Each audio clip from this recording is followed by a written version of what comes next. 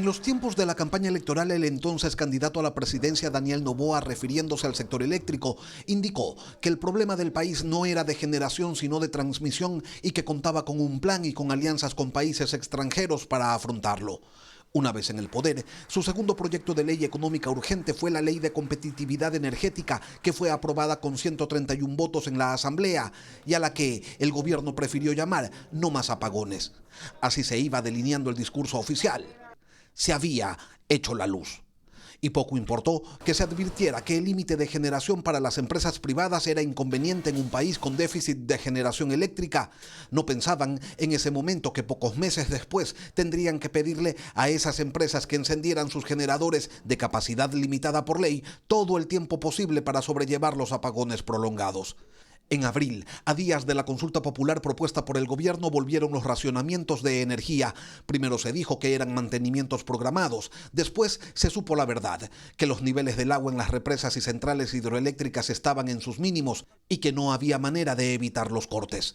La respuesta del régimen fue destituir a la ministra de Energía, denunciarla a ella y a 21 funcionarios más por sabotaje, suspender la jornada laboral por 2 días y reducir la tarifa de la planilla eléctrica de ese mes al 50%. 5 meses después se repite la historia, una historia que se trató de minimizar.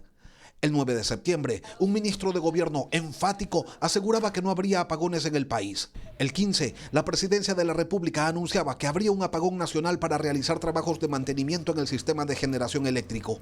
24 horas después se advertía de cortes para dentro de una semana. Serían 4 días, de 10 de la noche a 6 de la mañana, porque el país vive el peor estiaje de su historia contemporánea, dijeron. Y antes de que llegue el día, 12 provincias se quedaron sin luz porque la realidad no se puede ocultar aunque se quiera.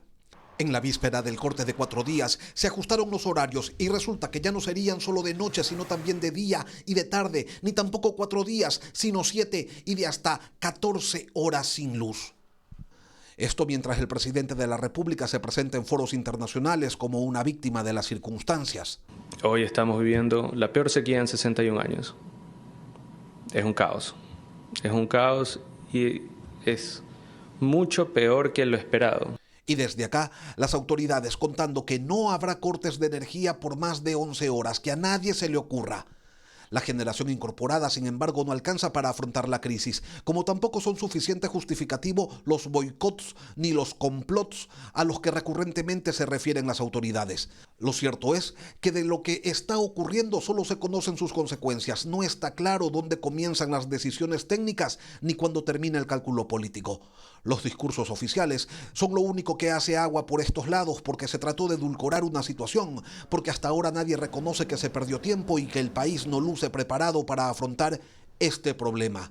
Al final, lo único cierto es que se espera a que llueva mucho y pronto, porque para las autoridades aproximarse a la verdad no es mucho más que un ejercicio doloroso.